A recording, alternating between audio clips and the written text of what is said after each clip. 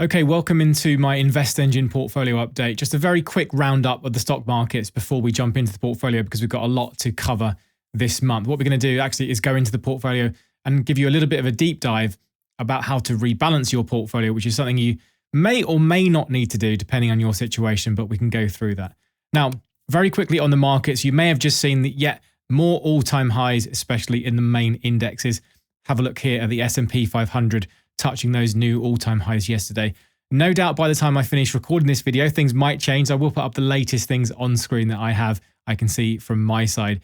But seemingly the year off to a bit of a bang. Has been a bit of a rocky start, as I mentioned in my Vanguard portfolio update. It wasn't necessarily a straight line up so far, but things certainly heading in the right direction. Anyway, you can see here Trump signing lots of new executive orders, making sure that the US is going to be ahead on things like crypto and AI. Big tech is lined up alongside the president, certainly like never before, ready for another big year. Over here in the UK, things are similar in terms when we look at the markets at least. You can see FTSE 100 setting new all-time highs as well, or getting very close indeed. And also those gilt yields have fallen back a little bit after their rapid rise over the past few weeks. They're still a bit higher than I'm sure lots of people would expect them to be, but they're not rocketing toward 5% like some other economists were predicting. As usual, remember, economists haven't got a clue what's going on, just like anyone else does. Anyway, that's all I'll do when it comes to looking at the stock market performance at the moment. Let's dive right into the portfolio. I'll get something on my phone now, and then we'll run through exactly the process that you might want to go through when you're looking to rebalance your own portfolio. And I'll explain all of my thinking as well, so then you might be able to do this yourself if that's something that you need to do. So let me just open up my InvestEngine app here. Remember, I've got two accounts with InvestEngine. I have a stocks and shares ISA, and I also have a smaller self-invested personal pension. If I just scroll down now, you can see my self-invested personal pension here, Toby Simple SIP, and there's just over £3,000 in there. It's been growing really nicely. Now I just put a couple of £100 in every single month, and as the years go on and the months go on, that just really starts to add up, which is quite nice. That also gets tax relief into it as well. I've done separate videos on why pensions are a really effective savings tool. But the star of the show really is the stocks and shares ISA. So I'm just going to go into the portfolio now, and then we're going to talk about rebalancing and why you might actually want to rebalance the portfolio itself. Now, as a quick recap for all of you, this is a portfolio that I invest in every single month, no matter what the price is of the stock market. I pay absolutely zero attention to the price of the stock market as a long-term investor because it is totally and utterly irrelevant. But you're more than welcome to disagree with that, and you're more than welcome to time the market forever because people will continue to time the market no matter how many times I say that I'm not timing the market. Anyway, the portfolio is very simple. It's made up from 5 different ETFs. And very briefly, I wanted to match really the global market with my ETFs.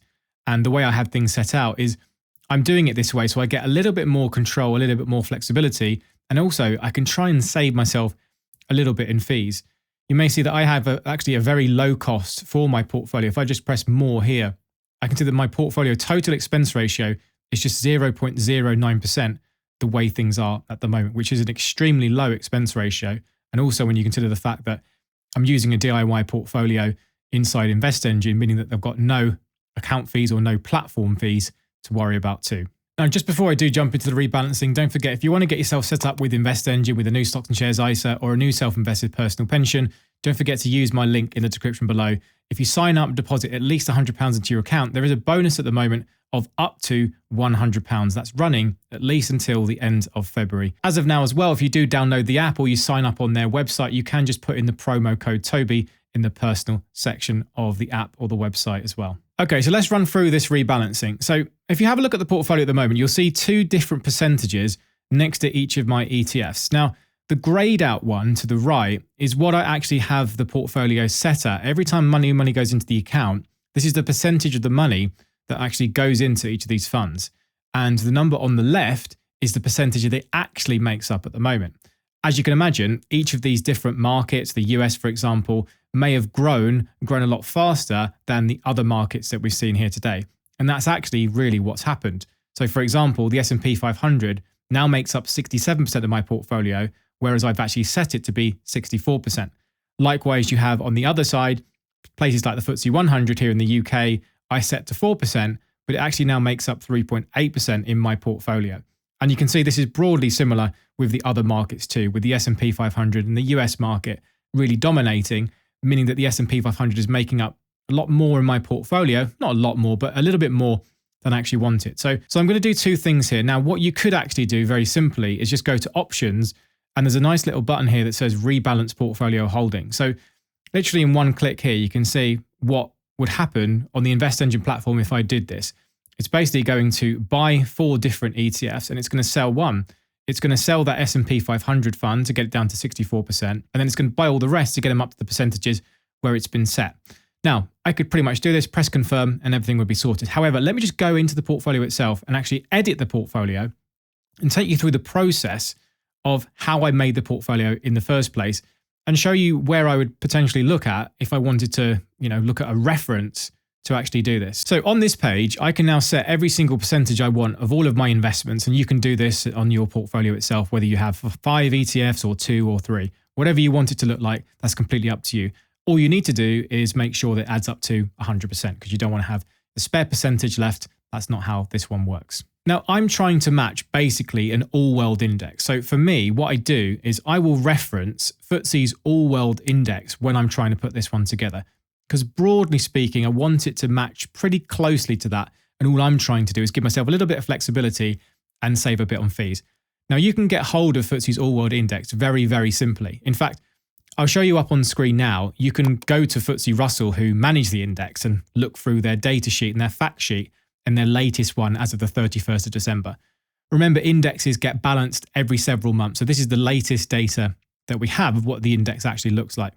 Now, this data sheet can be quite useful. I don't think it's displayed the easiest way. So a second place I actually prefer to look is if I go to the Vanguard's website and I look at the FTSE All-World ETF itself, I actually find this page a bit more useful. So if I go to the portfolio data section here, as you can see, it then breaks down all the different regions and all the different countries that make up the global market cap of the FTSE All-World Fund. So I generally want to match this or use this as my guide. So let's just work through step by step each of these numbers, and I'll show you where I would potentially put my investings. So starting from the top bin, if I have a look here, you can see North America makes up 67.2% of the entire market cap. So that will include the United States of America and Canada too. Now in my portfolio, I'm really just going for the US market, the largest market, and I have the S&P 500 set at 64%. If I scroll down here and have a look at the United States itself, I can see in the FTSE market itself, in this all-world fund, that the United States makes up 64.8%. So I could potentially round that up to 65, or I could keep that about 64. It's about right. For now, let me just put that up to 65 and see how we get on. Now, second one, FTSE developed Europe excluding UK. Okay, how do we work that one out? Well, if we have a look at region exposure here, I can see that Europe makes up 13.8% of the entire market. Now, I've got this fund excluding UK. So I need to get Europe, which is 13.8%, and then look down here to see the United Kingdom making up 3.4%. So I will take off 3.4% from 13.8, which will give me 10.4%. So I can see here that I actually have my Europe as a little bit more overexposed than it needs to be. Now, I might want to keep this, or I might want to amend this. But for now, let me just go down just a little bit. I'll put that down to 10, and then I'll play around with it in a moment. I'll come back to it just to see where I want things to land. Emerging markets next, very, very easy one. You can see here, emerging markets makes up 9.7%. So we can easily round this one up to 10. I'm very happy keeping emerging markets at about 10%. FTSE Japan next, that's how I have and represent my Pacific region, there or thereabouts. Japan remains the second largest stock market in the world. It currently represents 5.7% of the global market cap here. So 6% in my portfolio, relatively happy with that one. Then finally, making up the smallest percentage in my portfolio is the FTSE 100. FTSE 100 represents a large portion of the UK, certainly not all of the representable market that we can actually invest in. And as you can see here, it's the third largest market in the world at 3.4%. Has been higher, unfortunately. This one's been sinking over the last few years.